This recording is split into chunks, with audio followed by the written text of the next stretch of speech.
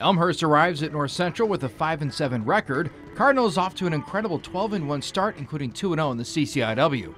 Let's open with the Cardinals up 1-0 on an Addy Records goal. Jessica Deachin gets a free shot and makes it count. Goal number 36 on the season. Moments later, Grace Steiner hands off to Deachin, and then Deachin goes right back to Steiner. And that's a perfect give and go, the freshman with her 22nd goal. Cardinals, an incredibly young team in 2018, only 2 juniors, and Christina Truver isn't even one of them. The sophomore cuts and scores and gives NCC a 4-0 advantage. North Central not letting up 6 minutes in. Nellie Scranton backs the ball out and gives off to Minx Richardson-Clark, and number 14 finds some space and makes the Blue Jays pay. 5-0 the lead. No, this isn't a replay. It sure looks like it, though, as Richardson-Clark once again slips past the defense and gives the Cardinals a 6-0 advantage. 4 goals in the game for the sophomore, now 31 on the year. Another second-year player getting in on the act, Maddie McHugh, finding wiggle room out in front of the net, turns around and lights the lamp. 7-0, 4-goal game for McHugh as well. Time for more Deachin. She's not even doing anything fancy. She's simply blowing by her defender and getting to the net with ease. By game's end, Deachin will have nearly double last year's goal total. How about an offensive possession for Elmhurst? They are rare in the first half after all, and here comes Ellen Brown down Broadway, but Camille Sagacio snags it, building her case for top goalkeeper in the conference, 55% save percentage. Still in the first half of play, and check out this goal from Katie Angle. Receives the pass and shoots the ball all in one motion, and that's the Cardinals' 9th goal of the night, and we're just 11 minutes into the contest. We're just showing a lot of offense because, well, the Cardinals just keep scoring. But here's some of that suffocating defense as McHugh and Deachin force the turnover, and then Deachin scores to give North Central a 10-0 lead. Conditions getting, well, interesting near the half with a heavy mist mixing in with snow at Benedetti Worley Stadium. To the second half we go, NCC up 14-0, and Nellie Scranton hasn't had her name called yet tonight, and that's about to change in a real hurry. She grabs 2 straight goals, pushing the lead to 16. Elmhurst, though, will not be denied entry onto the scoreboard. Tallies a score, compliments of Isabel Walker, it's 16-1. But the Cardinals run away with this one, the final 23-4. NCC moving to 13-1, tying the single-season wins record in program history.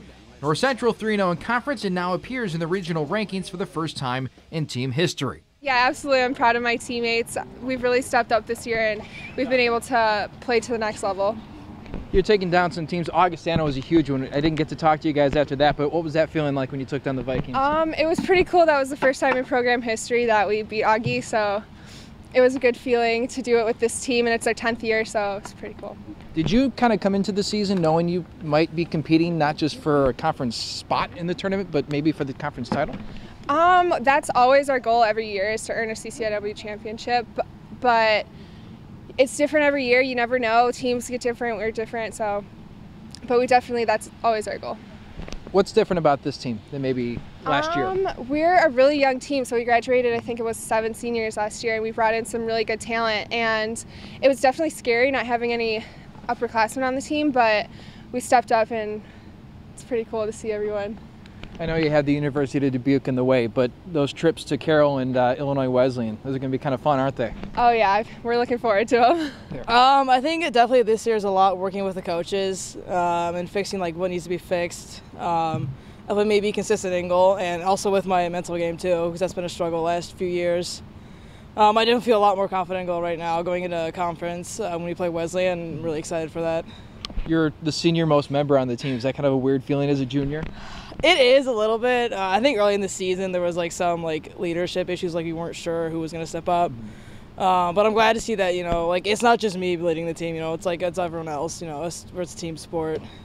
So you guys lost to Colorado College. That game you gave up 21, but since then it's been a totally different defense. Is there anything that's changed, or is it just you guys coming together?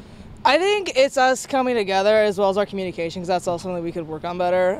But definitely tonight during the first half we had good communication, good help slides. That really helped during that shot count.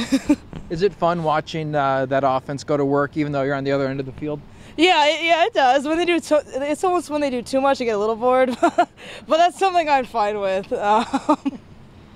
As you're about to approach some of the better teams in conference, how do you try and gear up, to make sure you're ready to face some of those better offenses? Just staying mentally composed, especially when goal, even when I let a shot in. That's the biggest enemy in a game is always myself. So staying mentally composed during the game is definitely the biggest thing, especially with these tougher teams like Wesleyan. It's good to stay disciplined when I'm in goal, so I'm not jumping around too much.